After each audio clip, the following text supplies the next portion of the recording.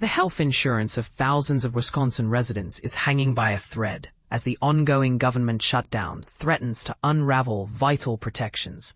Experts warn it's a crisis that could leave families scrambling for affordable care.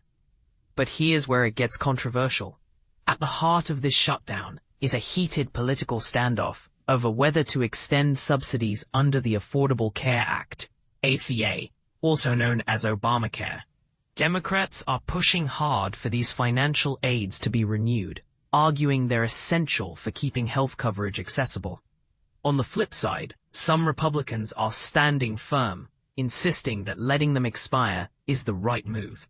Without an extension, millions across the U.S. could face a shocking reality: health insurance premiums that double in 2026, pricing out countless individuals and families from the market. Let's dive deeper into what this means for Wisconsin.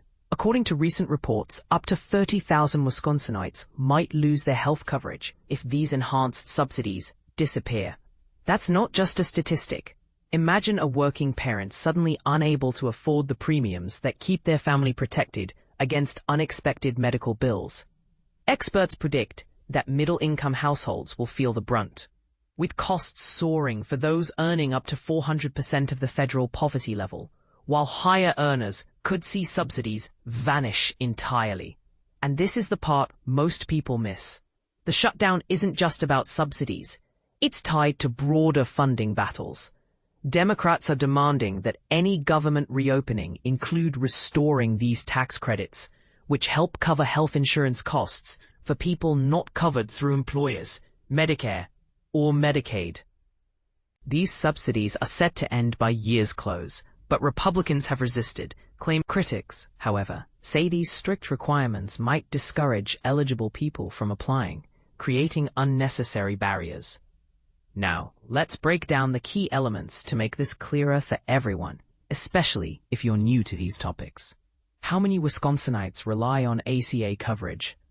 Wisconsin hit a record high in ACA marketplace enrollment for the 2025 plan year, with 313,579 residents choosing plans through the state's exchange. That's an impressive 18% jump from the year before, thanks in large part to boosted federal subsidies from the American Rescue Plan and better outreach to spread the word about options. Advocates and officials see this as proof that the ACA is working to expand access, but they're worried that losing those extra subsidies in 2026 could reverse the gains. As Wisconsin Insurance Commissioner Nathan Howdeck put it in an interview, the ACA marketplace offers robust coverage that helps people get the care they need. Without it, folks might end up with skimpier plans featuring higher deductibles, more out-of-pocket expenses, and fewer benefits, making it harder to access quality healthcare statewide. What exactly is the Affordable Care Act? Think of the ACA as a landmark law signed by President Barack Obama in 2010 to overhaul America's healthcare system. It's designed to make insurance more affordable and accessible for millions. Key features include expanding Medicaid, a program for low-income individuals, and setting up health insurance marketplaces, online hubs where you can shop for and buy plans, often with government help.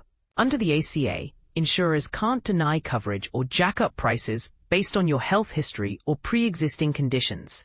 Plus, young adults can stay on their parents' plans until age 26. It's like a safety net that ensures more people can get the medical attention they deserve without bankruptcy-level bills. What role do these ACA subsidies play? These subsidies are like financial lifelines. Tax credits that adjust based on your income to make premiums more manageable for those buying insurance on their own. In 2021, under President Joe Biden and Democratic lawmakers, they were enhanced, leading to a boom in enrollment from about 11 million to over 24 million people. The program was extended in 2022 but kept as temporary. If not renewed by the end of 2025, premiums could more than double, as highlighted in a September analysis by the Kaiser Family Foundation, KFF, a respected health research group. This could deter sign-ups during the November 1st enrollment start, leaving people uninsured. And here's a controversial twist. These cuts would disproportionately affect Republican-led states where Medicaid hasn't expanded, potentially widening the gap in health access. Why are Republicans pushing to maintain Trump-era Medicaid cuts and let subsidies expire? The GOP's funding proposal keeps in place Medicaid reductions from Trump's tax law, which the nonpartisan Congressional Budget Office estimates will result in 7.5 million losing coverage over 10 years. Supporters say it's about targeting undocumented immigrants and enforcing work rules to ensure recipients contribute.